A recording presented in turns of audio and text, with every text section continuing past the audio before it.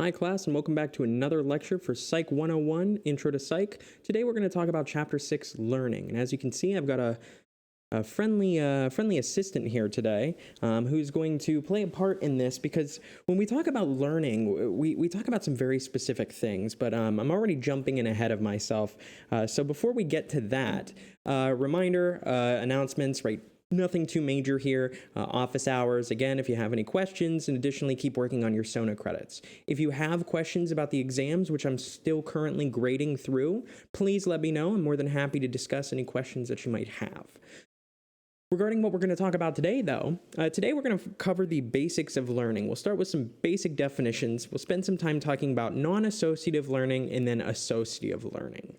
And then when we will talk about that, I want you guys to notice that we're going to focus mainly on associative learning today and how we associate something with something else in order to create a connection between the two things. In the same way we associate peanut butter with jelly, how we might associate different things like going to class with getting good grades or being a student.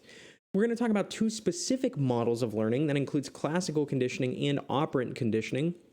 Then we'll talk about one non-behaviorist model of learning, or a couple theories within this non-behaviorist models of learning with social learning theory.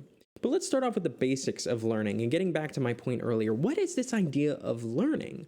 Well, learning is an enduring exchange in behavior or understanding that occurs due to experience.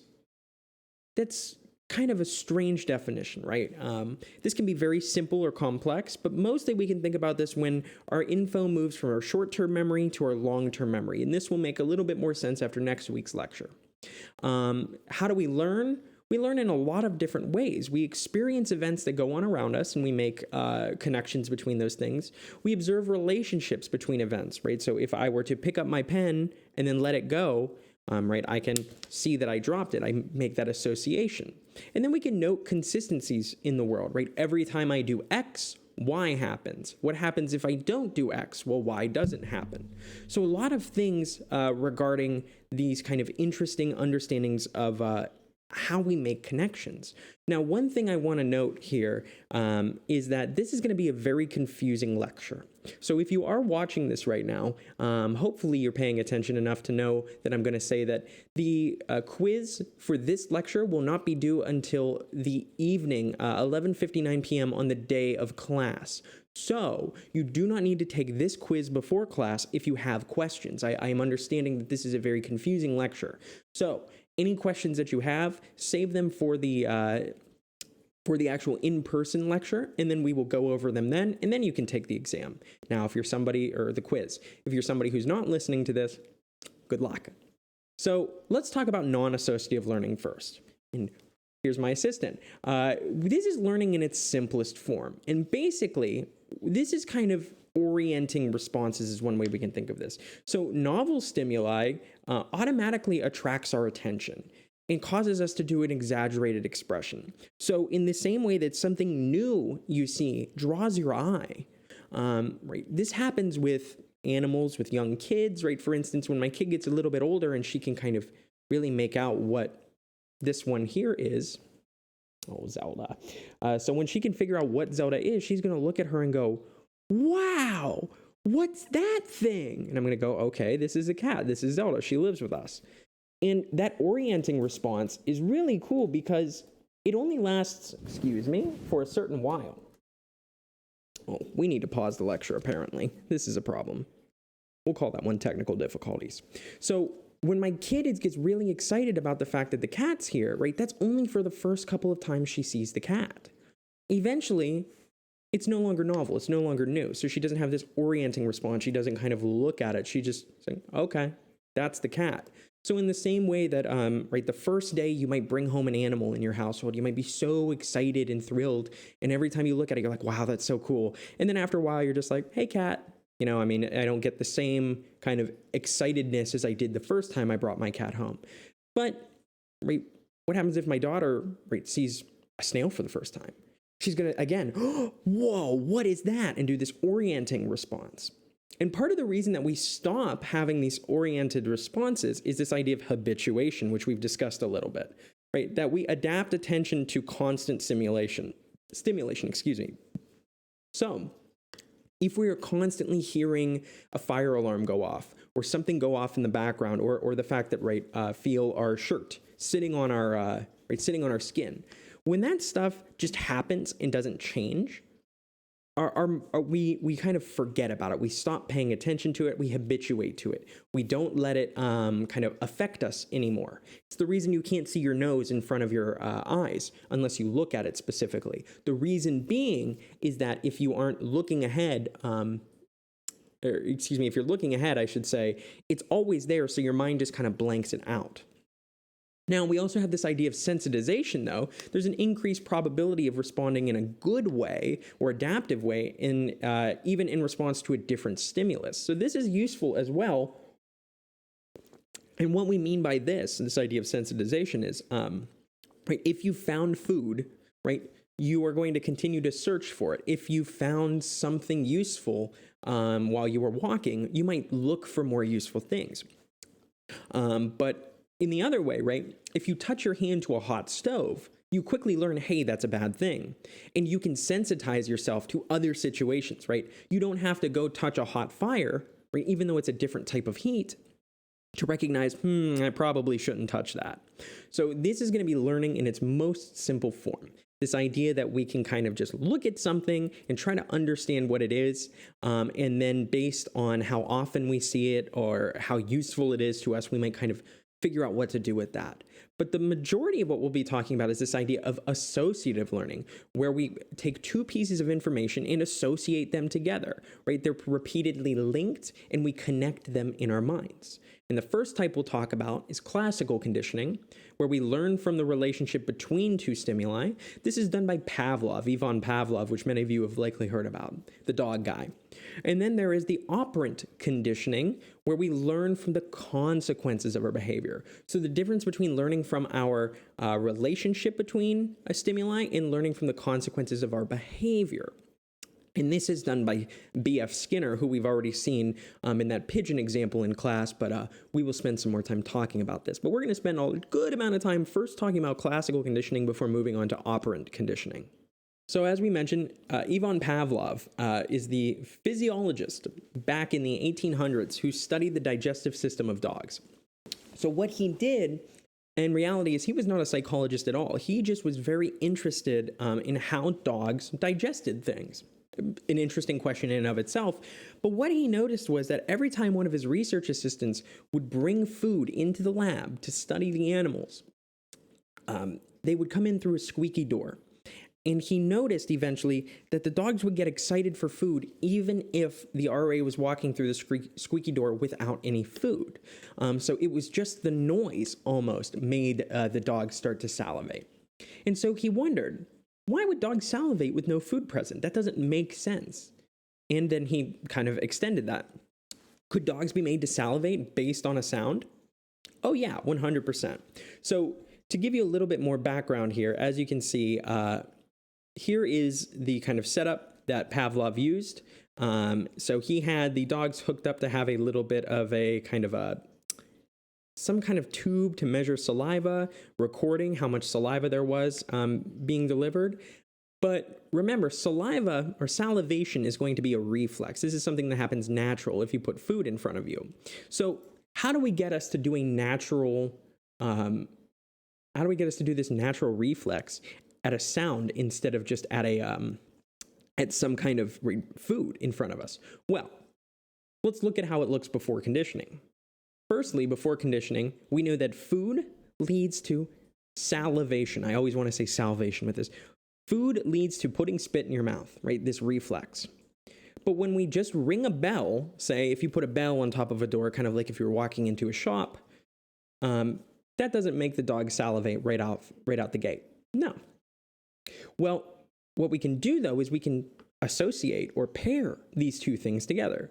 We can ring the bell, show the food, and then notice that the dog starts salivating, right? In reality, we're just putting this in front of these two, right? So bell happens, then food, then salivation. And if we keep repeating this process, right, that we ring the bell, give food, and we watch the dog salivate, eventually the dog is smart enough to pick up that it's like, every time the bell rings, food shows up.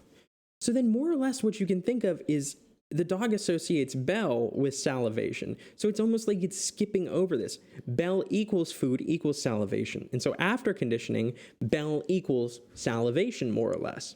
So ringing that bell. Now this can be done in many, many different places, right? It was first done with Pavlov's dogs.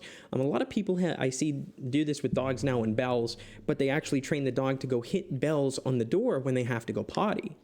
Right? And so what you can do is you can train the dog that, hey, if you have to go potty, hit the bells, and then we can go outside. And eventually the dog learns that to go outside, right, I hit the bells. Very interesting stuff and very applicable. So with classical conditioning, the idea is that we just repeatedly pair these stimuli, so a neutral stimulus, as we call it, with another stimulus that already triggers an unlearned response. And eventually, once that neutral trigger starts to trigger that unlearned response, we consider this a more or less a learned response now. So let's go through a couple different things here to be clear. Now we got to get into the technical stuff. So I've given you the overview of what this looks like. Now let's use our actual kind of psychological terms here. So we've got an unconditioned stimulus, we've got an unconditioned response, we've got a conditioned stimulus, and we've got a conditioned response. So there's also a neutral stimulus, which we would say is the bell, right? This is neutral because it doesn't do anything. So an unconditioned stimulus, what's an unconditioned stimulus? Well, this is a stimulus, right? And by that we mean some object, some noise, something, right? In this case, the bell. This is an input that always elicits the same unlearned response. Or excuse me, this wouldn't be the bell. This would be the food at first, right? So, right, when we put food in front of the dog, it always elicits the dog salivating. Right? So that's an unconditioned stimulus because we didn't have to do this. It was already there.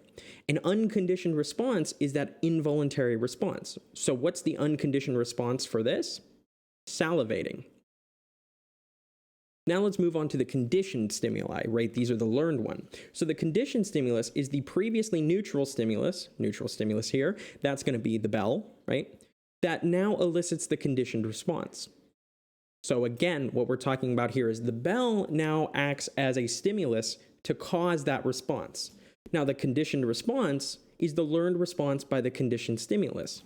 That is still salivation. That's all it is, right? So the idea is that the response now came from a different source, right? The stimuli has changed, but it's caused the same response.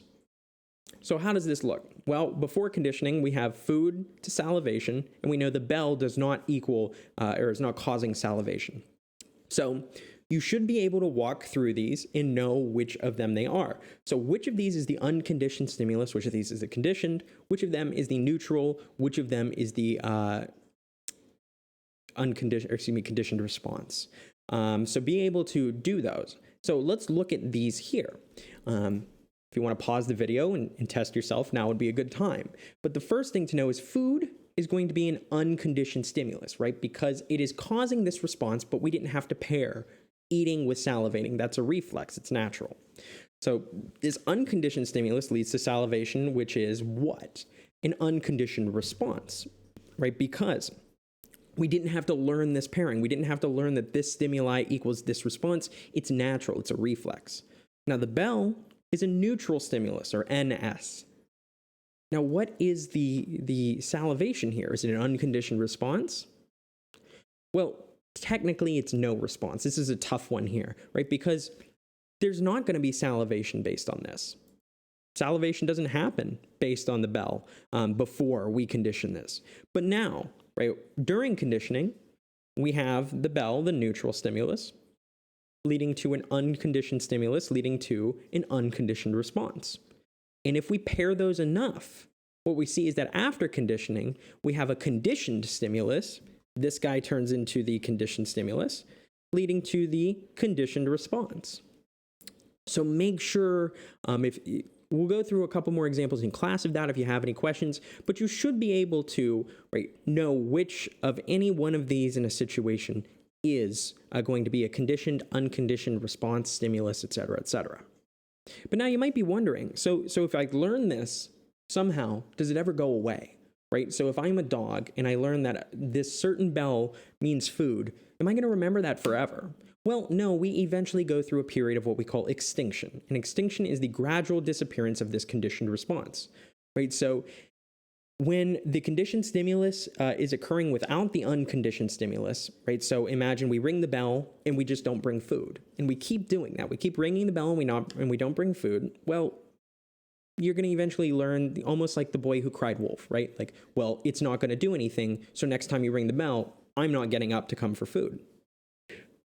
So, okay, so we can learn this. We can almost unlearn it when we realize this stops happening.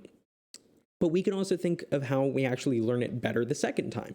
We can recondition ourselves to it. We can quickly relearn in a much faster way than we did the first time around of the response. So if I, again, started giving my dog, say, treats every time I rang the bell again after like a year, and I could ring the bell and she wouldn't care. What if I started ringing the bell again and then giving her treats? She would start coming immediately when she heard the bell. It's almost like after this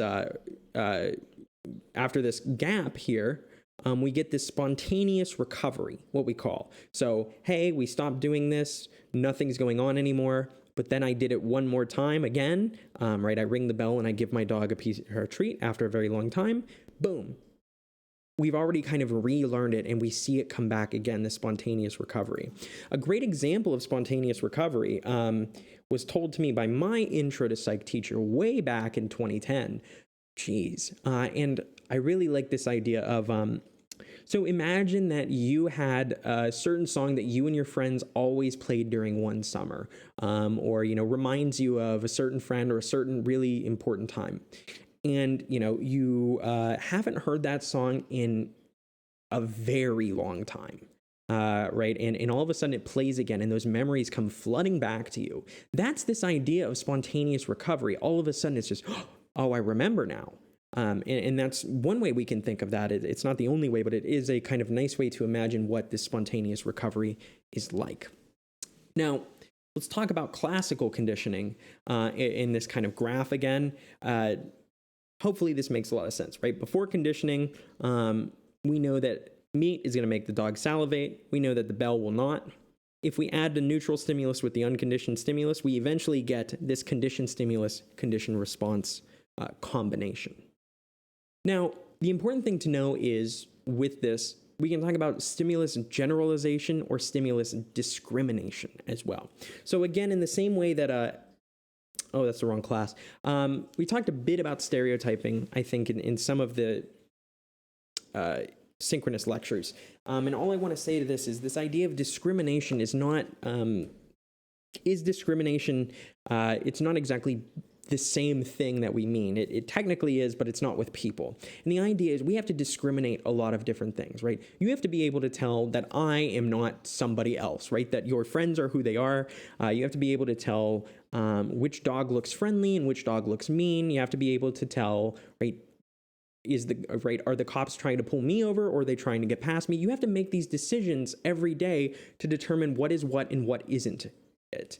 And we do the same thing with our stimuli, right? So a good example of this, I actually think I'm going to go grab a different picture. Much better. Okay, so this image I think will better explain this. So the idea is that stimulus discrimination is determining which things are like this and which things aren't. So we might discriminate based on a different bell if we're a dog. We might discriminate based on, right, that song is by the same artist, but it's not the same song. So for instance, if I show you guys that this is what green is, and I teach you that this is what green is, and I show you some of these other colors, some of you might generalize, right, the idea, and you say, well, this is green, so this is probably green too, and this is green too. You say it's more than just this. But you also discriminate, right? You'll be less likely to say, right, these are green or these are green because you determine kind of where the end is. So for instance, my dog is really bad at determining different crinkles of bags. When she hears a bag crinkle, she just comes running. She doesn't discriminate against any type of bag wrinkling. So if I shake a bag that's full of treats for me, she's going to come running thinking she's going to get something. So that's not exactly going to be very useful, but right, she does get the mark right all the time. But right, the idea is that you have to find what level of discrimination is okay, that is kind of outside, versus what is within this. So if your mom calls you and she sounds right pretty angry, you should probably know not to discriminate and ignore that. Oops, there it is. But you should also probably know that there are certain times when like they might call your name and they aren't looking for you exactly, or just like, hey, are you in the house? Maybe that example makes sense. I don't know. It does to me. But beyond this, right, understanding that classical conditioning actually can be wrapped up in a way. How do I describe this? It can actually kind of grow on itself, and we can have secondary reinforcers. So for instance, these are second order conditioning. So for instance, right, my cat knows that when I open a can of wet food, that means it's time to eat. And so she's already been kind of conditioned on this level 1, that the stimulus here is going to cause this to happen. But I can add something to that, add something in front of the chain. If you think of this like kind of chains on a chain link swing, right, I can put something above that. To get the can opener, I have to open a squeaky door. And when I open that squeaky door, my cat recognizes squeaky door means can opener means food means I need to get there right now. So I really like this example of showing you that you can build these up in steps to make them almost, as we'll talk about next chapter, chunking or kind of grouping, in the same way we talk about proximity when we talked in chapter 5 about how we group things that are close together. So we also group things based on time, right? I heard a loud bang and then I heard my dad yell. Right, I'm probably going to recognize that one has to do with the other, in the same way that if I hear a squeaky cabinet and every time I hear the squeaky cabinet, the electric can opener comes out, I'm going to know that that means food. So recognizing that this can also be built upon, I think, is very important. Interestingly, another thing I want to talk about is this idea of conditioned taste aversion. So what's very interesting is we talk a lot about how this is kind of combining two things together to be good, but also in the same way that we can do this to be good, we can also do this for things we don't like, right? So we often establish an association between a particular food and feeling ill after having it. And this happens to a lot of people. So it doesn't necessarily have to be the food. For instance, I was sick one time and I ate Campbell's chicken noodle soup, and I threw up afterwards. And because of that, I don't ever want to eat chicken noodle soup again. There's a very strong classical conditioning for taste aversion, which makes a lot of sense, because if it made us sick once, we don't want to risk it again. But it might not have been that caused us to be ill. So we can also see this with conditioned taste aversion and phobias, actually. Phobias can be used to, we can use this to systematically desensitize or remove a phobia. So if you're afraid of snakes, right, or spiders in the next example, how do we remove that? Well, what we can do is we can start at kind of this very easy level and slowly bring it down. So for instance, right, in number 1, right, you're very afraid of spiders. So what I do is I print out a picture of a spider. It's clearly a picture, and I put it on a wall. And I say, okay, go up to the wall as close as you feel comfortable with and look at the spider.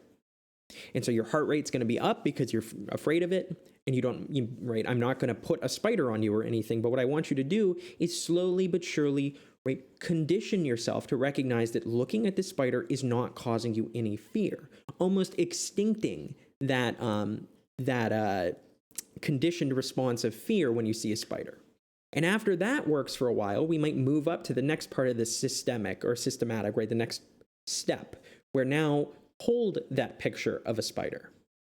And then we move on from there. Look at this fake spider, right? Here's a fake spider in my hand. Hold this fake spider in your hand. Look at a real spider. That's probably not going to be like the most terrifying spider, right? Here, look at how I'm holding this spider, and eventually, hopefully getting to the point where you can hold a spider yourself. This is not easy. It's very difficult and it takes a long time to do, but it is a way that, it's a very clear way that classical conditioning does work. Now let's move on to the more interesting one. So we know that classical conditioning is comparing a stimulus with a response.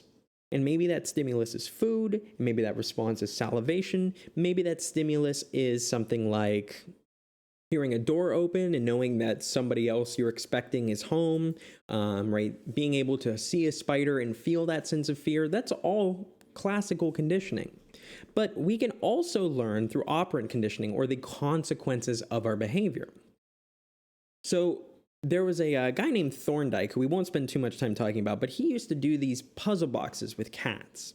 And what it was that if the cat were to hit this lever, this is going to pull this lock up and open the door for the cat and let the cat come get some food. Now, this isn't going to clearly be classical conditioning, because it's not necessarily the fact that the cat isn't having any unconditioned stimulus to pair with the food. They're just kind of stuck in a box and try to getting out. So what were they learning was the real question. And this is where Thorndike came up with what he called the law of effect, right? The consequences of a behavior increase or decrease the likelihood of repeating that behavior. So what does that mean? Whatever the outcome of our behavior is, whether it be good or bad, it's going to play a role in if we do that behavior again. Is the behavior good? Well, then we're more likely to do it again, right? So if you get an A on an exam, and then the consequence of that is your parents cheering you on and being happy and saying, hey, let's go out for dinner, you're going to want to do it again, right? Now, on the other hand, if you are, right, my daughter in 2 years from now, or whenever it may be, and who knows that she should be telling us that she needs to go potty, and instead decides to, right, potty in her pants, I'm not going to beat her, but I might yell at her. I might say, why did you wait? You should know better, like, to go to the bathroom. And that's probably going to make her feel bad, and therefore she will not be as likely to do that again, right? Hopefully to do the right thing. And we can talk about this, and we will talk about this a lot, which is the best way to do these things. But right, recognizing that the general idea of this is, how is your behavior affecting this? So one way that we can combine these that we'll talk about is, right, so say I shake a bag and my dog comes running. What I can do is, if my dog is running too fast, right, I can start to what we call, right,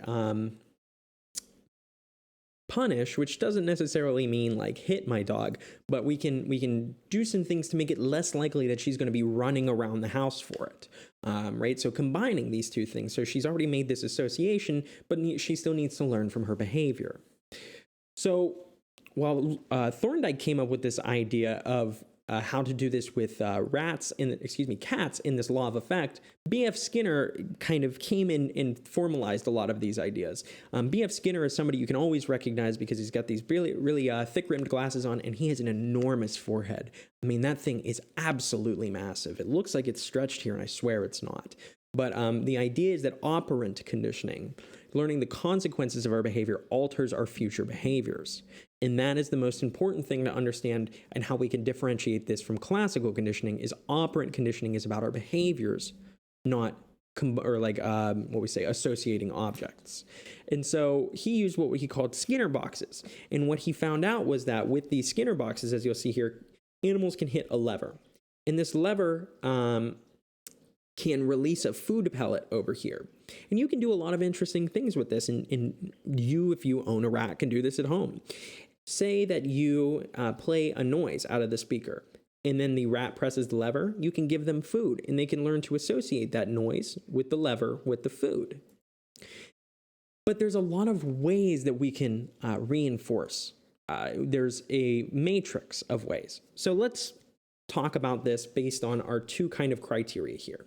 So the easier one, I think. What are we trying to do? Are we trying to get this behavior to happen more? Or are we trying to get this behavior to happen less? If we want a behavior to happen more, we reinforce it. If my dog sits when she's supposed to and she does good, I'm going to reinforce it by giving her or taking away something bad, we'll say. We'll get into that more. We're going to reinforce it to make it more likely to happen. If my dog is barking and I want her to stop, I will do something to make her less likely to bark in the future. Now, we can do a lot of things to make these either reinforced or punished.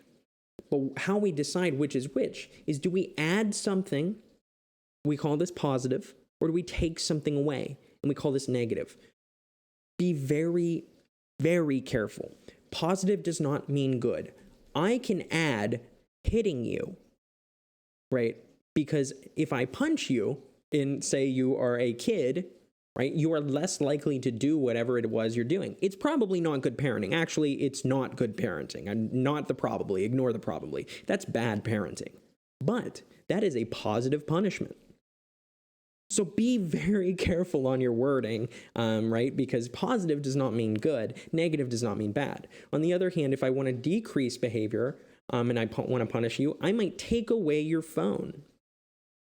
I would call that negative punishment because I am taking something away and it's going to make you less likely to do that in the future, right? Fail an exam. Now, on the other hand, I can increase behavior. I can give you a positive reinforcement. I can give you a treat. I can give you money. I can give something to you. Or negative reinforcement, I can take something bad away. Hey, you've been working really hard on those on your classes. Why don't I take away you having to do the trash tonight? Or why don't I take away a chore? Another example of a negative reinforcement, say you have a headache and you know that taking ibuprofen makes you feel better. If we take away the headache, it's going to increase the behavior that we take. It's going to increase the likelihood we take ibuprofen in the future. So we call this negative reinforcement. It's a little bit confusing, so make sure you understand this well. Talking about increasing or decreasing behavior, and then adding something or taking something away. So make sure you're able to understand those four. So operant conditioning focuses on what happens after the response. If the response is good, then the response is more likely to occur next time. So, for instance, right, if you raise your hand and you answer and I'm like, great job, even if you're wrong, say, or not exactly right, I say, great job, I appreciate you asking, and I appreciate you, trying. What's going to happen? Well, probably going to be more likely to do this again in the future. But on the other hand, if it's a bad consequence, right, then it's less likely to occur, and this is punishment. So say that you raise your hand and ask a question. I say, no, what are you, stupid? Right, and that's probably going to make you a lot less likely to respond. Missed some of these. And so as we mentioned before, if the response adds something to the consequence, it's positive. So again, just by saying something to you after you raise your hand, that is a positive reinforcer. I can also positively reinforce you by, as we said, hitting you. Probably not the best way to do this. But on the other hand, this negative reinforcer takes something away from the consequence. So for instance, right, if you have an alarm, that's going to be a negative punisher because it's taking sleep away from you and it's trying to get you up. But you can also think about this as just like taking away a phone. So a lot of good examples here. I've also got this chart, which I'm not going to go through, but you can pause the video and look at, which talks about some different examples here. All right, moving on from there, we know that reinforcers increase behaviors. Positive reinforcers add good things. But then we have this idea of primary reinforcers and secondary reinforcers. Now, primary reinforcers make a lot of sense. These are things that help us with our basic needs. So food, water, shelter, all of these things are going to be primary reinforcers, right? We also have secondary reinforcers. A reward for an organism that an organism learns to like is different than a reward an organism needs. But money is a very powerful secondary reinforcer, right? Because money lets us get primary reinforcers, among other things. So there are different types of reinforcers that matter, and they're not always the same. But we also have these negative reinforcement, as we said. So a great example of this might be, right, in the bad thing is removed, in the future response is more likely. If we remove the headache, we're more likely to take ibuprofen in the future. Now, a positive punishment, on the other hand, is going to be something like hitting somebody, adding a bad thing to make this future response less likely. And a negative punishment might be removing something good so the future response is less likely, like a timeout. Now, the question is negative reinforcement versus punishment here, right? Negative reinforcement strengthens behavior, whereas negative punishment weakens behavior.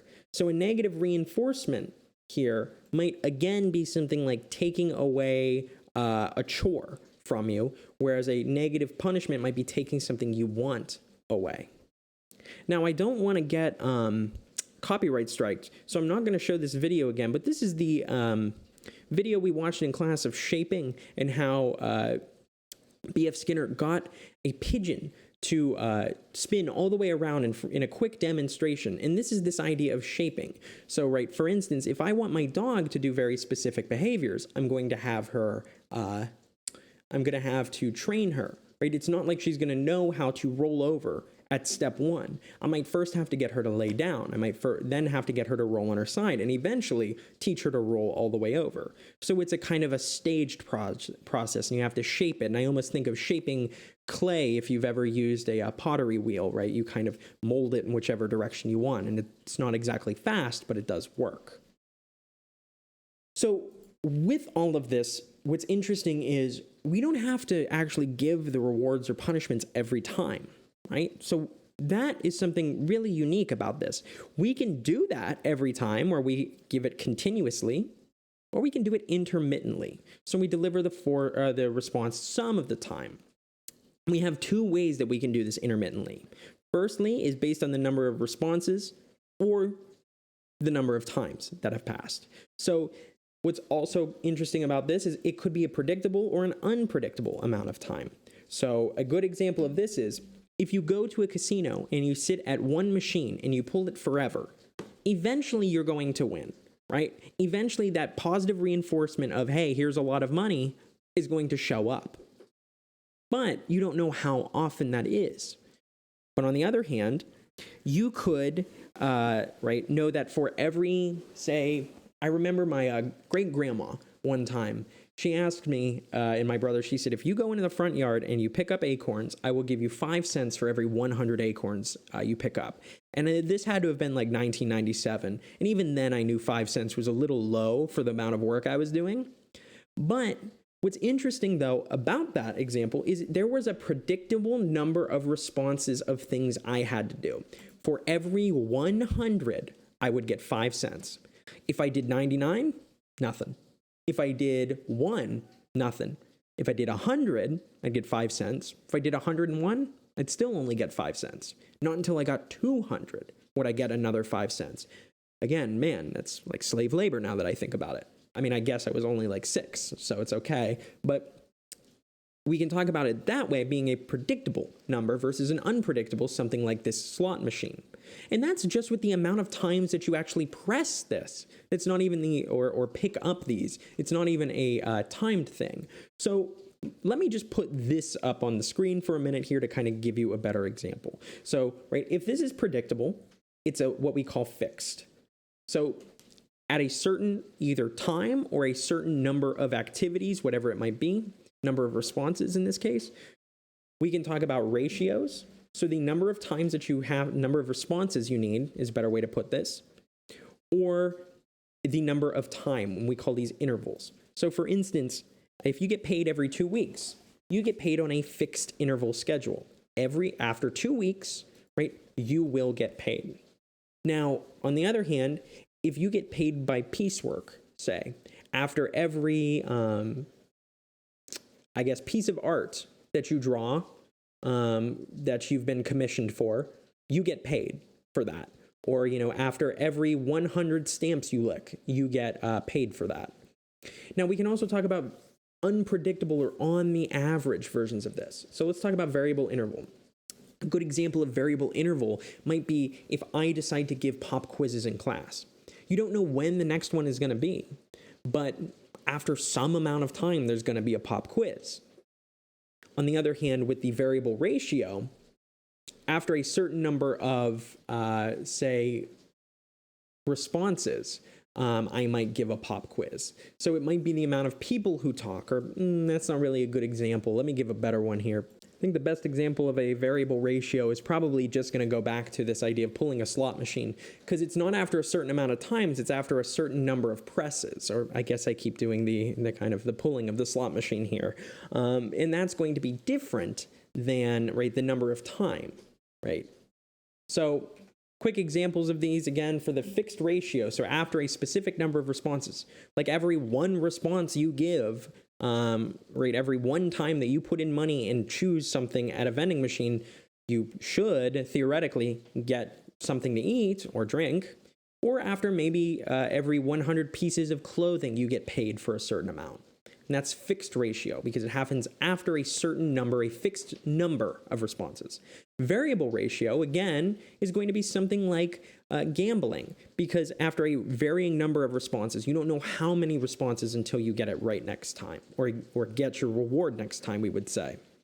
There's also this idea of fixed intervals. So the first time after a response, the first response after a certain time has passed. So these two goobers always think it's dinner time, but it's not, right? So they have to wait a certain amount of time until they can consider this to be dinner time again. So even if they meow at me an hour before dinner, right, that time hasn't passed. And so that first response, that first meow after, right, let's say 5 p.m., they might get fed. And we also have a very important fixed interval for us each year. And often people think about their birthdays, right? Another time around the sun. That is considered a very important cultural phenomenon for us. And lastly, variable interval. So the first response after some varying period of time, right? So if you go fishing, you could cast a line out 100 right times in a row and catch nothing. It's often about the amount of time that passes.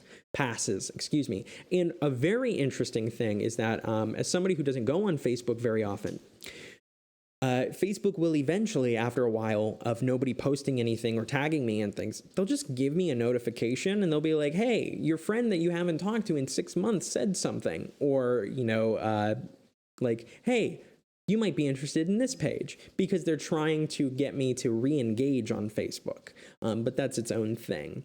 So looking at these, which do you think is the most effective?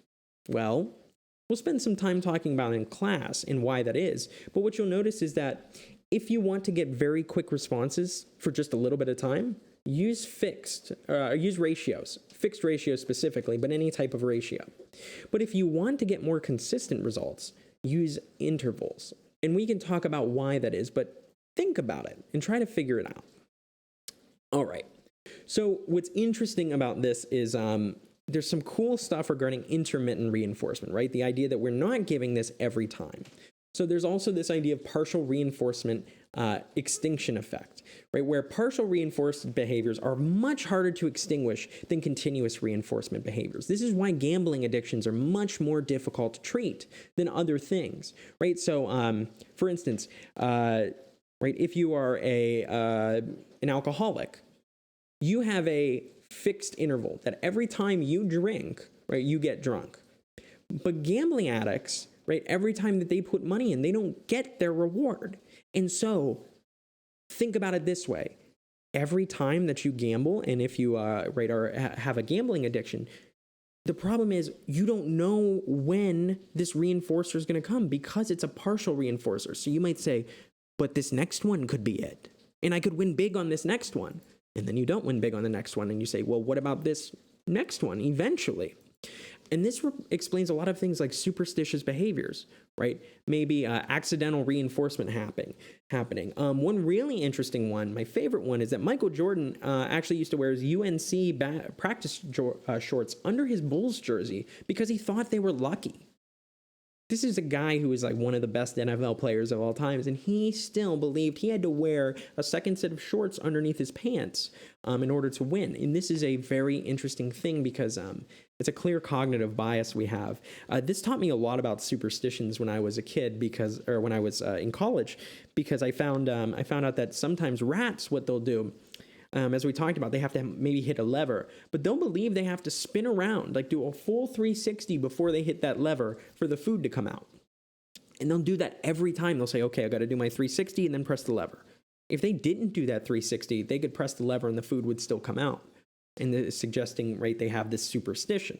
And you see this, right, like this happens to my dog recently. This is Dusty. I found this online that found half a pie in a bush. So now we must inspect this magic pie bush in case there's another pie. But my dog found somebody dumped some rice off the path around our complex, and she got into it when I wasn't looking for a second. I pulled her away. But for the next week, she kept trying to go back to the spot where there's no longer any rice. because it's that difficult to extinguish these partial reinforcers. Now, if every time we went by there and there was rice and she got used to not going by there, it's one thing, but she says, well, what if the rice came back? And that's the problem. Okay. So I know that's a lot with classic and operant conditioning, but again, remember the basics, that operant conditioning is going to be based on behaviors, or classical conditioning is combining two stimuli together. Now let's move on to some of the non-behaviorist models of social learning, the social learning theory. We're going to talk about this a little bit here. Or behaviorists were, again, just really not caring about this idea of the consciousness and how we think. Cognitive psychologists did. And they said, well, it's not just pairing things together. There's other strategies that involve learning. And this is what we're going to talk about here. One guy we're going to talk about here was Edward Tolman. And so Edward Tolman had these mazes. And he had a couple different groups of rats. In one group of rats that he wanted to solve, he would put the rats in here, and the rats would have to follow this maze as I do it correctly. Beautiful. And every time that they did this maze, they got some cheese. They got rewarded.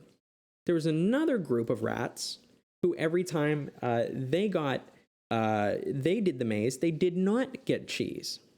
And then there's a third group of rats who were put in the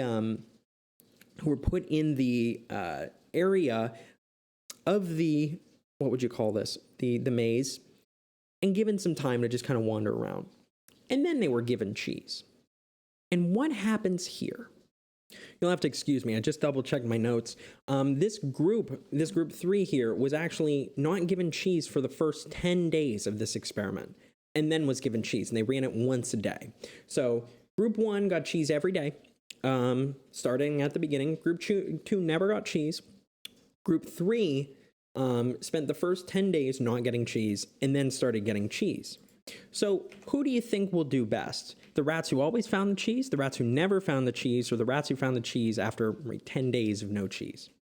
Well, what we see here is that we're looking at the average number of errors, so the wrong turns that a rat is going to make. So on day 1, the first day we put everybody in here, there's really no good, scores here. Everybody's not sure how to get to the end.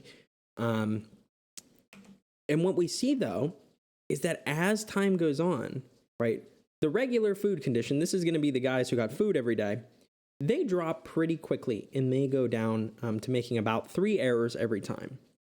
The rats who never got food, they go down to making about 6 errors every time, whereas the rats in the delayed food condition found this usually on about 2 errors each. What does this suggest? Well, what it suggests is we're learning when we're not even paying attention to it. This is this idea of latent learning, this underlying learning. In the same way that you probably, if you ride the bus every day, you aren't consciously memorizing the route, but you probably know the route if you rode the bus to get to school, the route that you took.